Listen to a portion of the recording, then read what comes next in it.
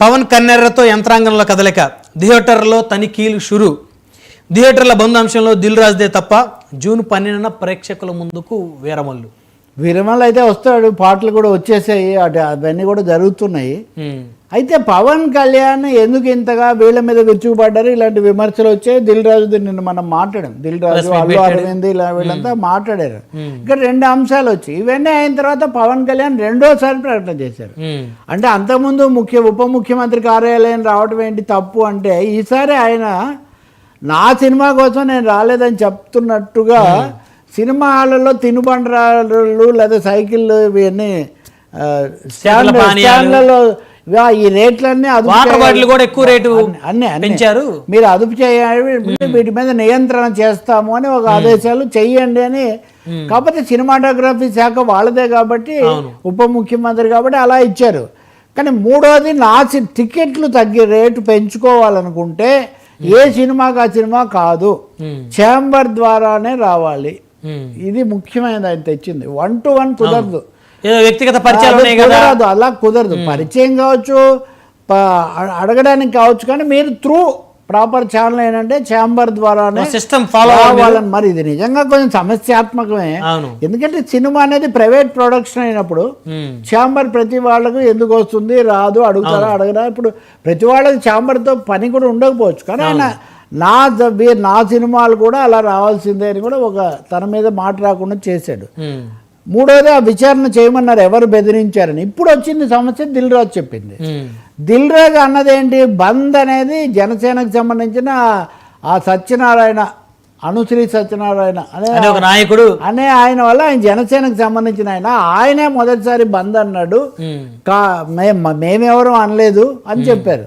దాని మీద తూర్పుగోదావరి జిల్లాలో ఆ సత్యనారాయణ మాట్లాడారు, అలాగే ఎగ్జిబిటర్స్ మాట్లాడారు. ఆయన ఆల్రెడీ పార్టీ సస్పెండ్ చేసింది కదా సార్, అదే అంటున్నాడు ఆయన. సస్పెండ్ చేశారు, దాని గురించి కాదు. కానీ ఇది పార్టీ సమస్య కూడా కాదు, వ్యక్తిగత సమస్య కాదు, పార్టీ సమస్య కాదు. ప్రభుత్వం పరిశ్రమ అని చూసినప్పుడు ఆ సత్యనారాయణ ఆసక్తికరంగా ఏమన్నా, అసలు అంతా చేసిందంతా దిల్ రాజు, దిల్ రాజు తమ్ముడు శిరీష్. బంద్ అన్నది శిరీష్ రెడ్డి బంద్ అన్నాడు. దిల్ రాజు తెలివిగా నా మీద తోసేశాడు. మేము అన్నదంతా ఒకటే, ఏది ఎగ్జిబిటర్లు అదే అన్నారు, ఈ సత్యనారాయణ కూడా అదే అంటున్నాడు. సినిమాలు లేవు, మేము 90 సినిమాలు రెంట్ మీదే ఆడుతున్నాము, ఈ 10 సినిమాలే పెద్దవి, డబ్బులు వచ్చేది కూడా ఈ 10 సినిమాలకే. ఈ 10 సినిమాలను కూడా మాకు రెంట్ కాకుండా షేర్ ఇవ్వండి అని మేము అడుగుతున్నాము, ఈ 10 సినిమాలకు కూడా. దానికి ఒప్పుకోవట్లేదు. మేమేమంటున్నాం, సినిమాలే లేవు, ఏప్రిల్ మేలో మాకు సినిమాలే లేవు. అవును, కాబట్టి ఇలా అయితే ఇంకా సినిమాలు మూసేసుకోవాల్సిందే, మేము చేయలేము అని మేము అన్నాం, కానీ బంద్ చేస్తామని మేము అనలేదు. నడవు, సినిమాలు లేదు, మేము ఎలా నడుపుతాము? అంతే కదా. ఒకప్పుడు ఎన్టీఆర్ కృష్ణ సినిమాలు ఉదాహరణకు రెండోసారి రిపీట్ రన్ చాలా ఎక్కువగా ఉండేది. ఇప్పుడు రిపీట్ రన్ లేదు.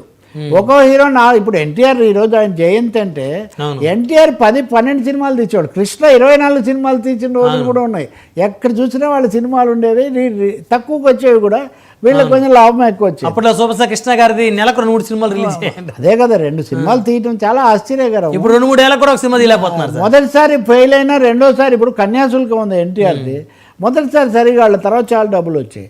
శ్రీమంతుడు ఉంది నాగేశ్వరరావు గారిది, అది గోల్డ్ రాధాకృష్ణమూర్తి అని ఆయన తీసినప్పుడు తక్కువగా అమ్ముకున్నాడు ఆయన, తర్వాత దానికి కనకవర్షం అంటారు అలా.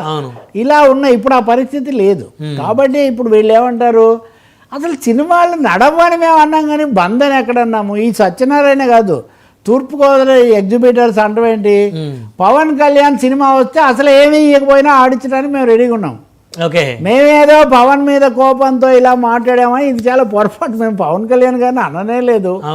ఇది ఒక విధంగా దుష్ప్రచారం జరిగింది, అనవసరమైన రాంగ్ ఇన్ఫర్మేషన్ వెళ్ళింది.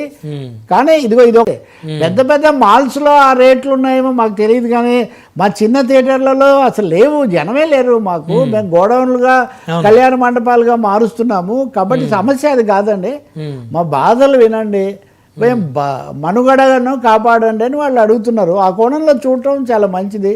పరిశ్రమ సమతుల్యత, ఉపాధి, అలాగే ప్రజలకు వినోదం అందుబాటులో ఉండడం, ఈ 3 దృష్టిలో పెట్టి. ఈ సందర్భంగా రవి గారు, ఇప్పుడు తెలంగాణ కూడా చూస్తే మనం, ప్రత్యేకించి హైదరాబాద్ ఈ మహానగరంలో మనం ఏ థియేటర్కి వెళ్ళినా మ్యాక్సిమం ఎక్కువ % మాల్స్లోనే ఉన్నాయి. సినిమా టికెట్ 300 అయితే వాటర్ బాటిల్ 70 రూపాయలు 80 రూపాయలు, పాప్కార్న్ 200 300 ఉంటుంది సార్. అవును. మరి వీటిని ఎందుకు ప్రభుత్వాలు నియంత్రించలేకపోతా ఉన్నాయి సార్? అసలు అనుమతించింది ఎవరు సార్? అసలు అనుమతించిందే వాళ్ళు కదా. స్థలాలు వాళ్ళకి ఇచ్చి ప్రోత్సాహకాలు ఇచ్చి, ఇప్పుడు లూలు మాల్ అని, లేకపోతే ఇప్పుడు అదే విశాఖపట్నంలో కూడా కట్టమని, కనీసం కొత్త ప్రభుత్వం కూటమి ప్రభుత్వం వచ్చాక ఒక 60 మాల్స్కి అనుమతిస్తున్నారు. కాబట్టి ఇవన్నీ అభివృద్ధిలో భాగం అని ఇందా మనం అట్లా మాట్లాడుకున్నట్టు గ్లోబలైజేషన్ అని.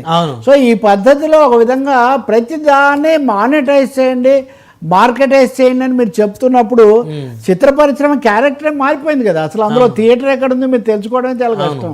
అక్కడ కాఫీ తాగడం నాలా, నేను కాఫీనో టీనో తాగుతుంటా, అక్కడికి వెళ్తే ఆ రేటుకు ఎట్లాగో బయట మంచి బిర్యానీ ఊపిరి బిగబట్టుకొని బయటకు వచ్చే జనాలు తాగుతుంటారు. కాబట్టి ఈ రేట్లను అదుపు చేయాల్సిన అవసరం చాలా ఎక్కువగా ఉంది. కాకపోతే ఈ ఎగ్జిబిషన్ సెక్టార్కి అది వర్తించదు. థియేటర్లే నడవట్లేదు, వాటికి మనుషులే లేరు. ఏ సినిమా అయినా వారం రోజుల్లోనే పోతూ ఉంది కదా. కాబట్టి వీళ్ళు అనేది ఏంటంటే రోగం ఒకటైతే మందు ఒకటేసినట్టు మీరు మాల్స్లో కంట్రోల్ చేయండి.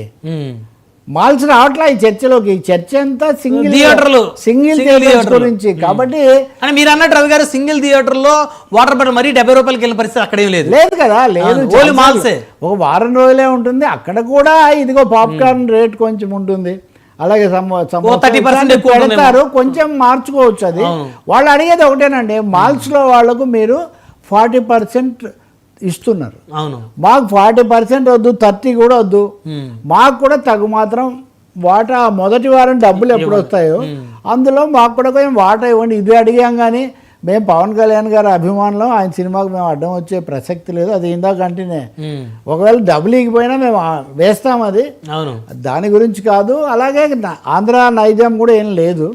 ఈ కమ్యూనికేషన్ గ్యాప్ వచ్చింది, దీన్ని క్లియర్ చేయాలని వాళ్ళు అంటున్నారు.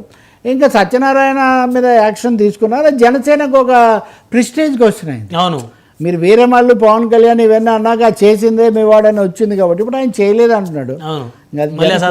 వాళ్ళ క్రమశిక్షణ కమిటీ ఉంది కదా, అజయ్ కుమార్, వాళ్ళు ఏం తేల్చుకుంటారో వాళ్ళు చూడాలి. మనమైతే పరిశ్రమ ప్రజలు భారం లేకుండా ఉండాలని కోరుకోవాలి. Right sir. మరొక అంశం, కమల్ హాసన్ రాజ్యసభకు